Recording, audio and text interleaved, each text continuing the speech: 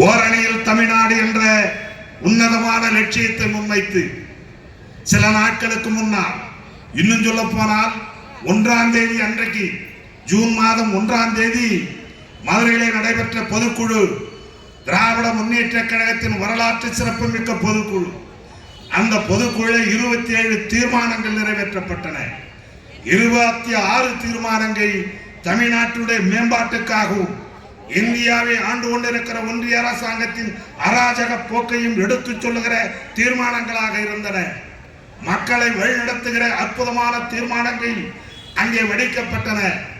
27வது தீர்மானம் தான் திராவிட முன்னேற்ற கழகத்தின் தலைவர், நமது நெஞ்சம் நிறைந்த தலைவர், வரலாற்றில் இந்திய திருநாட்டின் மாபெரும் தலைவராக பரிணமித்துக் கொண்டிருக்கிற ஒரு தகுதிமிக்க தலைவராக இந்திய திருநாட்டை வழிநடத்தி செல்லக்கூடிய அற்புத மனிதனாக, இந்தியாவின் முதலமைச்சர்களிலே முதன்மையான முதலமைச்சர் என்று பத்திரிகையாளர்களால், நடுநிலையாளர்களால், அரசியல் அறிஞர்களால் போற்றப்படுகிற தளபதியார் அவர்கள் எழுந்து வந்து தீர்மானத்தை படித்தார். அதுதான் 27வது தீர்மானம்.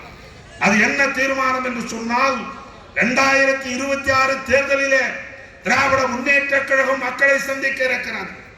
7வது முறையாக திராவிட முன்னேற்ற கழகம் ஆட்சி பொறுப்பை ஏற்க இருக்கிறது. இதில் எந்த விதமான சந்தேகமும் இல்லை. ஆனால் கழக தோழர்கள் மத்தியிலே ஒரு கட்டளை பிறப்பித்தார்கள்.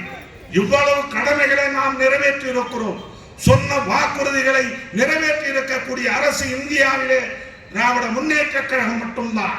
அந்த வகையில நிறைவேற்றப்பட்டிருக்கக்கூடிய திட்டங்கள், சொல்லிய திட்டங்கள், சொல்லாத திட்டங்கள், இவையெல்லாம் நிறைவேற்றி இருக்கக்கூடிய இந்த திட்டங்களை எல்லாம் மக்களுக்கு எடுத்து சொல்லி இருந்தாலும் கூட கழக தோழர்கள் அவருடைய இல்லங்களுக்கு செல்ல வேண்டும், அவர் வீடுகளுக்கு செல்ல வேண்டும். வீடுகளுக்கு சென்றால்தான் அந்த மக்களுடைய கருத்துக்களை நேரடியாக அறிந்து கொள்ள முடியும். அப்படி நேரடியாக அறிந்து கொள்ளுகிற போது அவர்களுக்காக கழகம் ஆற்றியிருக்கக்கூடிய பணிகளை எடுத்து சொல்லுகிற வாய்ப்பு கிடைக்கும் என்று கருதிய காரணத்தால் 27வது தீர்மானமாக கொண்டு வரப்பட்டதுதான் ஓரணியில் தமிழ்நாடு. ஓரணியில் தமிழ்நாடு மானம், மொழி, இனத்தை காப்பாற்றுவதற்காக. இந்த மானம் நம்முடைய தன்மானம் உள்ள தமிழர், இங்குற்றான் எந்தமிழன் இங்கு வரை இன்னிதனை எதிர்ப்பதற்கு துணிவின்றி செங்குத்து தூணை போல் நிற்கின்றானா, அங்கத்தில் துடிப்பின்றி கிடக்கின்றானா என்று தலைவர் கலைஞர் அவர்களுடைய கவிதையிலே பாடுவார். அப்படிப்பட்ட மானங்காக்க புறப்படுக மரவர் சேனை, இங்குற்றான் எந்தமிழன் இங்கு வரை இன்னிதனை எதிர்ப்பதற்கு துணிவின்றி செங்குத்து தூணை போல் நிற்கின்றானா. பாடிய பாடல் எவ்வளவு பொருத்தமாக இருக்கிறது என்பதை இன்றைக்கு இப்படிப்பட்ட சூழ்நிலையிலும் இந்தி மொழி ஆதிக்கத்தில் இன்றைக்கு ஆதிக்கம் செலுத்த நினைக்கிறது என்று சொன்னார்.